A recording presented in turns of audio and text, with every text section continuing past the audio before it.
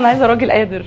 اي ست قادره محتاجه راجل قادر. من فترة مش كبيرة عملت فيديو عن الراقصة بديعة. المهم بعدها بفترة صغيرة قابلني أحد المشاهير على السوشيال ميديا وقال لي الآتي، قال لي إن بديعة كانت عايزة تتواصل معايا. قلت له ليه؟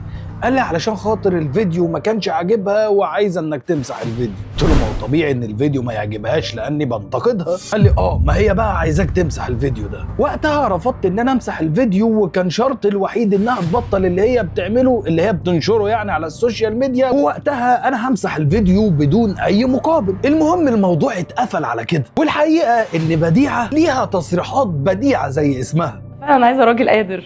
اي ست قادره محتاجه راجل قادر. طبعا قادر ماديا دي مفروغ منها يعني اكيد يعني. شفت الزلزال قوي قد ايه؟ انا اللي كنت بعمل الزلزال. كان انا بديعه جايه من الابداع. وانا بحب ابدع على المسرح. زي انها متضايقه من زميلاتها الراقصات من اللي هم بيعملوه، وقالت عليهم انهم بيقدموا فن مبتذل. اللي بيحصل ده مش رقص شرقي خالص، ولا ينتمي للرقص الشرقي باي صله. كلها ابتزازات وما تنفعش. مفيش رقاصه او فنانه محترمه وفاهمه يعني ايه فن تطلع تعمل الكلام ده وتعمل ايحاءات جنسيه، او تطلع البدله بتاعتها مش مظبوطه. حرام يتقال عليهم يعني اي تاخد لقب ان هي فنانه، عشان الفن عمره ما. وقتها فضولي دفعني ان انا ادخل اشوف فنها المحترم اللي بتتحدى بيه زميلاتها الراقصات، علشان اتفاجئ بكم احترام وكم فن هادف في فيديوهاتها ما هواش طبيعي الصراحه.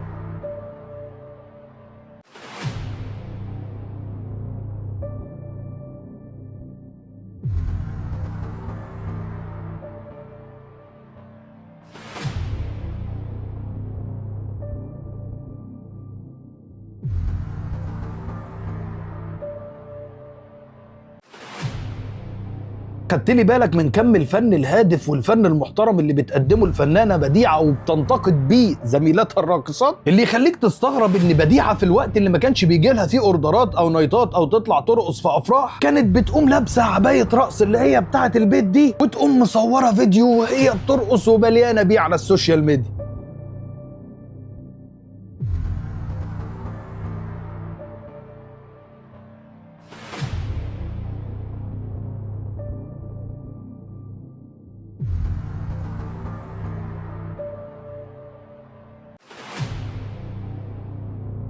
بديعة وصلت لدرجة تخطت فيها كل الحدود، لدرجة انها نزلت ترقص في الشارع، ومش في فيديو واحد، لا في اكتر من فيديو.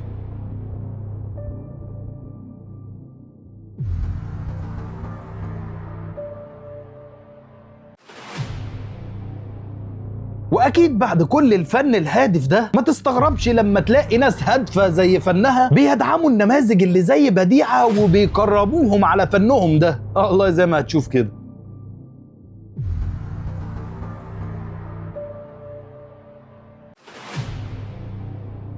علشان بديعة يجي لها تكريم أكبر وأعظم من التكريم اللي خدته، تكريم من وزارة الداخلية بالقبض عليها بسبب اللي بتقدمه من فن هادف، واللي من وجهة نظري كانت تستحقه وبجدارة من فترة كبيرة. بمناسبة التكريمات اللي دايرة اليومين دول في البلد، ففي راقصة تستحق التكريم أكتر من بديعة، ألا وهي الفنانة ياسمين سامي والشهيرة ببوس الراقصة، واللي من يوم 8 في الشهر ده من بعد الحملة اللي بدأت من القبض على البلوجرات والراقصات وأي حد بيعمل محتوى مش كويس، اختفت تماما ولا بقت تنزل اوردرات ولا حتى تنزل فيديوهات على صفحاتها. علشان كده اتمنى صوتي يوصل ويتم القبض على بوسي وتكريمها زي تكريم بديعة كده. الحقيقة انه مجهود غير طبيعي من وزارة الداخلية والنيابة العامة خلال الفترة اللي فاتت دي، واللي ما توقفش بس على صانع محتوى، لا ده شمل اي حد بيعمل محتوى مش كويس على السوشيال ميديا، سواء كان بلوجر او راقص او حتى في القواضي العامة زي المشاكل اللي بتحصل في الشارع والاعتداءات والحاجات اللي شبه دي. فلو في حد يستحق الشكر فالنيابة العامة ووزارة الداخلية، وطبعا حضراتكم اللي بتوصلوا صوتنا طول الوقت. فلو وصلت معايا للجزء ده ما تنساش تقول لي هل بوسي تستحق انها تحصل بديعة في اقرب وقت؟